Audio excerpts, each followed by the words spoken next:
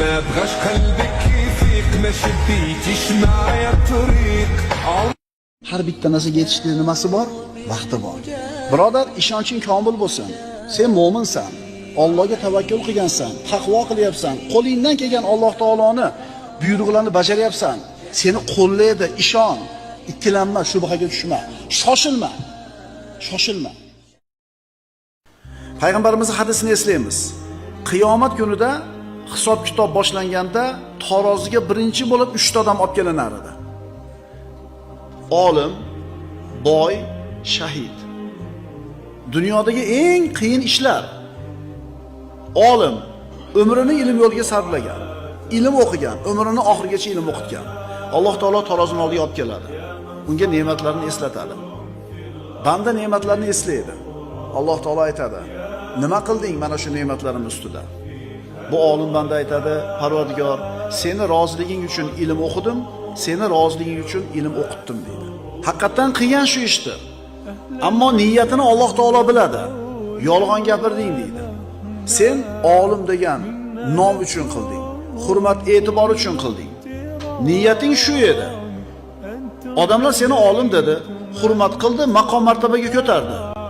Mukofotingni olding. Sur buni jahannamga deydi. Ikkinchi o'lib boyni olib keladi taroziga. Alloh taolo bu boyga o'zining ne'matlarini eslatadi.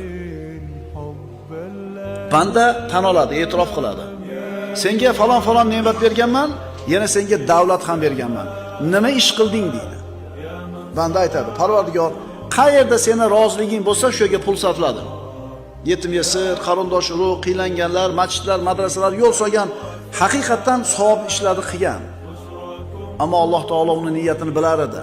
Aytadi: "Yolg'on gapirding. Sen saxovat pesha, xotamtoy, saxiy inson degan unvon uchun, nom uchun qilding. Qilding. Odamlar seni shunday deb atadi. Demak, haqqingni olding. Allohda haqqi qolmadi. Sur buni jahannamga deydi. Yuzi bilan yerga chiqib olib boriladi, jahannamga uloqtiriladi. Kim qoldi? Birinchi, ikkinchi odam, bittasi ilmini, bittasi pulini sarflagan bo'lsa, bu shahid jonini fido qilgan Alloh yo'lida. Alloh taolo ne'matlarni eslatadi. Banda tan oladi. Nima qilding deydi. Bu banda aytadi: "Parvardigor, men senga o'zimni jonimni qurbon qildim. Seni yo'lingda bo'lgan jangda jon fido qildim" deydi. Alloh taolo aytadi: "Yolg'on gapirding." Chunki buni ham niyatini bilar edi Alloh taolo. Siz bilan biz ham niyatimizni bilib turibdi hozir. Sen o'lsam meni shahid deyshadi, meni maqtashadi deb turib jang qilding, o'lding. Odamlar maqtadi, niyatingga yetding. Sur buni jahannamga deydi. Buni ham yuzini yerga chiqarib olib borib jahannamga uloqtiriladi. Bu odamlar qilishi mumkin bo'lgan eng qiyin ishlar. Bular qildi uchalasi. Qildi, fe'lan qildi. Ammo niyati to'g'ri bo'lmadi, ixlos bo'lmadi, jahannamga uloqtirildi.